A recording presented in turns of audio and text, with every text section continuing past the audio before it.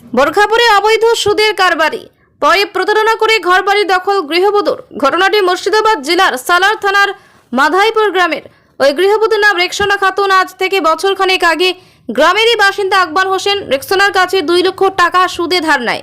কর্মসূত্রে আকবর থাকেন এখন দুবাইয়ে, কিন্তু দুবাই থেকে প্রতি মাসে সুদ 10,000 টাকা ও নগদের অংশ পাঠিয়ে দেয় সে। আকবর হোসেনের স্ত্রী ও মেয়ে সেই টাকা রেক্সোনাকে প্রতি মাসে শোধ করেন।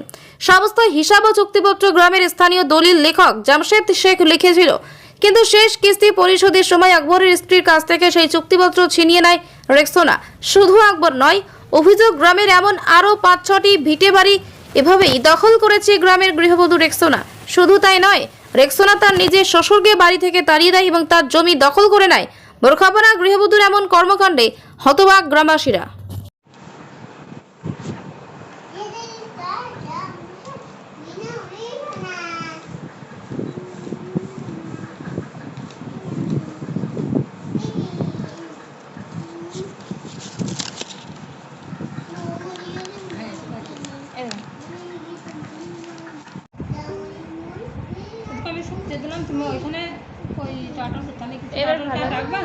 কালকে আসবে যে 35,000 টাকাটা লিখে দিয়ে যাবে, 35,000 টাকাটা লিখে দিয়ে যাবে, আর কত সুদ হচ্ছে লিখে দিয়ে যাবে, আর এইখানে আবার পরের মাসের লেগে লিখে দিয়ে যাবে সুদের এইটা।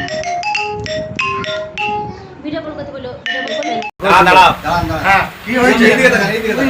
বিরিয়ানি স্টক করছিল আমার, বিরিয়ানি স্টক করছিল দিয়ে এবার ছেলেরা কিভাবে যে আমার জমি জায়গা দিয়ে দিয়েছে, বাড়ি দিয়ে দিয়েছে, আমি কিচ্ছু বুঝাই না। আর তখন পড়ে আছে বহরপুরে 3 ছেলে। ছোট্ট বউ বেটা, ছোট বউয়ের নিয়ে আপনার কি হয়েছে? আপনার ছোট ওদের কথাটা বলো। ছোট বউ কুড়া খেয়ে দিচ্ছে না, খেতে দিচ্ছে না, আচ্ছা বুঝে রাস্তা রাস্তা বেড়া করে ভিক করে খাও গা। আমি খেয়ে পারবো না। ওর নাম হচ্ছে রেক্সোনা। সুদের ব্যবসা করে? সুদের ব্যবসা করে। আপনার জায়গাও নিয়ে নিছে? আমার জায়গা দিতে পাকা ঘর, পাকা ঘর। তাহলে ওনার যেটা বাড়ি সেটা আপনার জায়গায়? হ্যাঁ হ্যাঁ। আচ্ছা, আপনি কি এই জানেন আপনার ছোট বৌমা আরো এখানে 6 জনের বাড়ি নিয়ে নিতে? হ্যাঁ। জানেন? হ্যাঁ, বন্ধক দিলাই। জানেন না? হ্যাঁ। খুব হারাই দিলাম। আচ্ছা, আপনার কি হয়েছে? আমার বিরিয়ানি স্টক হয়েছে, আর 43। বিরিয়ানি স্টক দুই হয়েছে। আপনার নাম কি? আমার নাম রুস্তম শেখ। আর ওই জায়গাটা ওই বাড়ি করেছে, ওই জায়গাটা আমার নামে। আচ্ছা, ওই জায়গাটাও দিয়েছি। ওই জায়গার বদলে 9 গুণটা জায়গা বেশি আছে। গলার চেন দিলি, আর ওর থেকে বেটাইনি, ওই বউ কেড়ে নিলি, সুদের টাকা বাড়াইতে দিলি, সুদ বন্ধক দি, সেই জিনিস ছাড়ি বাড়িতে থিসে দিলি না। আচ্ছা, 20,000 টাকা আমার কাছে ধার লিবার নাম করে চাই নিলি, সে টাকা আমাকে দিলি না। কেস করলি তাও দিলি না, মেজিবাবু বললি তাও দিলি না। আচ্ছা, ভুঁই লিসে, ওই খামার বাড়ি লিসে, লিও কোনো কিচ্ছু লিও খোরাকি দিচ্ছে না। এমনি শয়তান মেয়ে মিলে আসলাম, আপনি জানেন আপনার বৌমা সুদের ব্যবসা কারবার করে? সুদের কারবার করছে, আমাদের রুজি মারছি। এই দুটো বেটা যদি না থাকতো খাইতে পেতাম না। আর আপনার বৌমা 14 বছর গরিব মানুষের বাড়িগুলো দখল করছে। হ্যাঁ, জানেন আপনারা? হ্যাঁ জানি, কিন্তু ভূমি বন্ধক লাই, বাড়ি বন্ধক লাই, সেই বাড়ির টাকা পয়সা সুদ ও কি করে কি তো হয় মারা জানি না। আপনার বউর কি সুদের কোনো লাইসেন্স আছে? হ্যাঁ, সুদের কোনো লাইসেন্স আছে? না, সুদের লাইসেন্স নেই। সুদের লাইসেন্স ভাইছে না, আর বুঝতে পারবো না। আপনাকে তাহলে ছোট বৌমা খেতে দেয় না, তাই তো? না। বাকি দুটো ছেলে আছে, তারা খেতে দেয়? হ্যাঁ, আপনার নাম কি? আমার নাম হীরা মন্দির। কি হয়েছে আপনার বাড়ি নিয়ে? আমার বাড়ি, আমার আব্বা যখন বাড়িতে ছিলেন তখন বাইরে যাবেন বলে কিছু টাকা দরকার ছিল। তো একজন আমাদের এইখানে গ্রামে একরাম শেখ বলে নাম, ওনার কাছে জানতে পারে যে ওই মেয়েটা যে রেক্সোনা খাতুন, উনি সুদের ব্যবসা করে বা সুদের টাকা দেয়।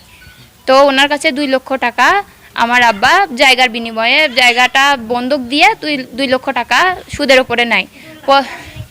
2 লক্ষ টাকাটা প্রত্যেক মাসে 10,000 টাকা সুদ।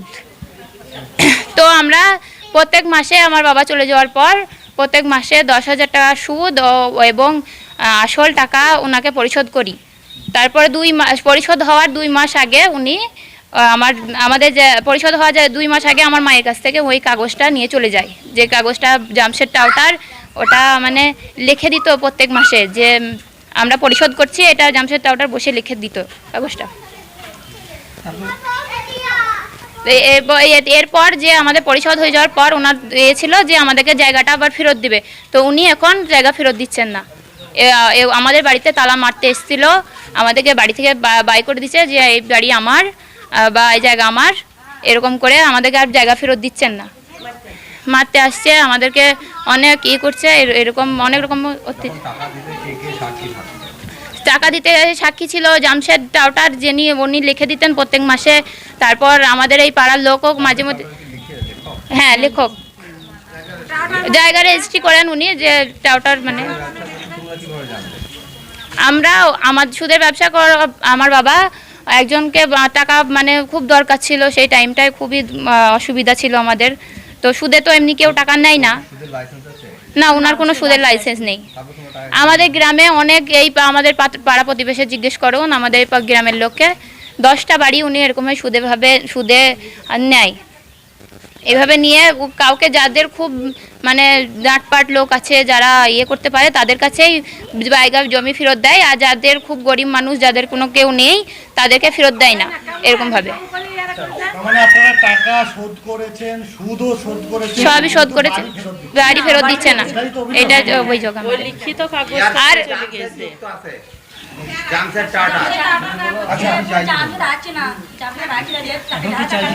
এখন আমাদের একটাই বক্তব্য, ওনার কাছে যে কাগজ আছে ফেরত দেবে, আমাদের বাড়ি আমাদের এটা ছাড়া আর কোনো কিছু নেই, আমরা ভীষণ মধ্যবিত্ত ফ্যামিলি থেকে আসছি, তো আমাদের এটা ছাড়া আর কিচ্ছু নেই। আমরা এখানে বসবাস করি, আমাদের ছোট ছোট ভাই বোনরা আছে, আমরা গরিব মানুষ, আমাদেরকে আমাদের জায়গা ফেরত দেওয়ার এটাই আমাদের কথা। হ্যাঁ এটাই কথা, আমাদের সব টাকা পয়সা শোধ হয়ে গিয়েছে ওনাকে, আর উনি যদি কিছু পান তার মধ্যে আমরা দিয়ে আমরা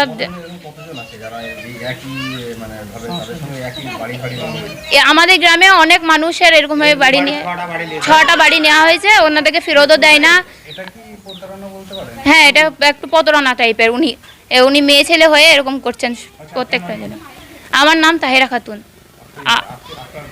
আমার বাবার নাম হচ্ছে MD মোহাম্মদ আকবর হোসেন।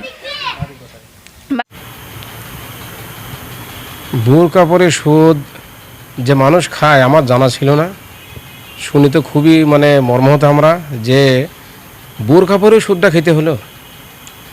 কোরআন শরীফে বেশ কয়েক জায়গায় আপনার সরাসরি সুদকে হারাম করা হয়েছে। আল্লাহ যেমন বলেছেন বিসমিল্লাহির রহমানির রহিম ওয়া আহাল্লাল্লাহুল বায়া ওয়া হাররামার রিবা, ব্যবসাকে বৈধ করা হলো এবং সুদকে হারাম করা হলো। আল্লাহ রাব্বুল আলামিন তারপরে আয়াতের আরেকটু পরেই বলেছেন ইয়ামহাকুল্লাহু রিবা ওয়া ইরবিস সাদাকাত, সুদকে আল্লাহ রাব্বুল আলামিন মিটিয়ে দেন এবং সদকাকে আল্লাহ বাড়িয়ে দেন। আল্লাহ রাব্বুল আলামিন মুমিনকে সম্বোধনকে বলেছেন ইয়া আইয়ুহাল্লাযীনা আমানুত্তাকুল্লাহ, হে মুমিন তোমরা যারা আল্লাহকে ভয় করো, ওয়া যারু মা বাকিয়া মিনার রিবা, সুদ থেকে তোমরা বেঁচে থাকো, ইন কুনতুম মুমিনিন, তোমরা যদি মুমিন হয়ে থাকো। আয়াতের আর দ্বিতীয়তে আল্লাহ রাব্বুল আলামিন বলেছেন ফাইল্লাম তাফআলু ফাযানু বিহারবিম মিনাল্লাহি ওয়া রাসূলি, এই কথার পরেও তোমরা যদি সুদ থেকে না ফিরে আসো তাহলে আল্লাহ এবং তার রসুলের সাথে যুদ্ধ করার জন্য তোমরা প্রস্তুত থেকো। অর্থাৎ যে সুদ খাচ্ছে পরোক্ষভাবে রসুল সাল্লাল্লাহু আলাইহি সাল্লামের সাথে যুদ্ধ করছে, সর্বাবস্থায় আল্লাহর সাথে যুদ্ধ করছে, যেটা কখনোই কোনো মানুষের দ্বারা সম্ভবপর নয়। অর্থাৎ আল্লাহ এবং তার রসুলের সব সময় একজন সুদখোর অভিশপ্ত, কোনোদিন সুদ আপনার আল্লাহ রসুল সাল্লাল্লাহু আলাইহি সাল্লামের কাছে সুদখোর কোনোদিন প্রিয়পাত্র হতে পারে না। তো সুদ সরাসরি এইভাবে সূরা ইমরানে আপনার সূরা বাকারাতে আল্লাহ রাব্বুল আলামিন হারাম ঘোষণা করেছেন। যেটা আপনি বললেন যে বোরকা পরে কোথায় হয়েছে আমি জানি না, এটা খুবই ঘৃণিত কাজ। একজন মুসলমান কেন, পৃথিবীতে কোনো জাতির জন্য ঐশীভাবে, আবার বলি পৃথিবীতে কোনো জাতির জন্য ঐশীভাবে সুদকে হালাল করা হয়নি। শুধু মুসলিম তো দূরের কথা, কোনো জাতির জন্যই করা হয়নি। এটা খুব দুর্ভাগ্যজনক। এইভাবে যারা সুদ করছে মানে সুদ খাচ্ছে তাদের কোনোদিন ইসলাম মানে মেনে নেবে না। ইসলামে যদি এখানে শরিয়া ব্যবস্থা থাকতো তাদের জন্য আপনার বৃহৎ আকারে একটা অ্যাকশান নেওয়া যেত, সেটা আমাদের পক্ষে সম্ভবপর হচ্ছে না। কিংবা ইমাম কিংবা আপনার তার পাশে যা আপনার ইমামকে যে পরিচালনা করে কমিটি তারাও পারছে না, তাদের একটা কমজোরি গ্রামের দিকে, গ্রামের লোকও। অর্থাৎ পরিবেশ এমন একটা জায়গায় চলে গেছে, সেই জন্য এই পরিবেশ দুর্বল হওয়ার কারণে এই সমস্ত বোরকা একটা পবিত্র জিনিস মুসলিম সমাজে। বোরকাকে আমরা খুব সম্মান করি, মায়েরা পরে থাকেন, খুব পরেশগারিনী যারা তারাই পরে থাকেন। সেই বোরকা পরে সুদ খাওয়ার তার সাহসটা হয় কী করে? যেখানে হচ্ছে তাদেরকে বলবো এটা অবিলম্বে দ্রুত তার বিরুদ্ধে অ্যাকশন নেওয়া দরকার। অ্যাকশন মানে কি? এই নয় যে আইন হাতে নিয়ে তাকে শরীয়তভাবে বোঝানোর দরকার এবং তাকে শরীয়ত যে বিধানের কথা বলেছে সেই বিধান তাকে জানিয়ে তার বিরুদ্ধে একটা দ্রুত অবশ্যই শরীয়ত সম্মত ব্যবস্থা নেওয়া দরকার আমি মনে করি। তাই বলি এই নেই যে ভারতীয় আইন সে হাতে নিয়ে করবে এমন নয়, আইনকেও হাতে নিতে কাউকে আমি বলবো না। এটা তাকে শরীয়ত সম্মতভাবে তাকে বোঝানো হোক, নিশ্চয়ই সে ফিরে আসুক। আর তা নাহলে বোরখা সে খুলুক, প্রকাশ্যে সে সুদ খাক, তাও আমরা অনেকটা ভালো বুঝবো যে বোরকাতে অন্তত বোরকাকে তো সে উলঙ্গ করেনি। আপনার নাম? আমার নাম মামুন, আমি সালার স্টেশন মসজিদের ইমাম।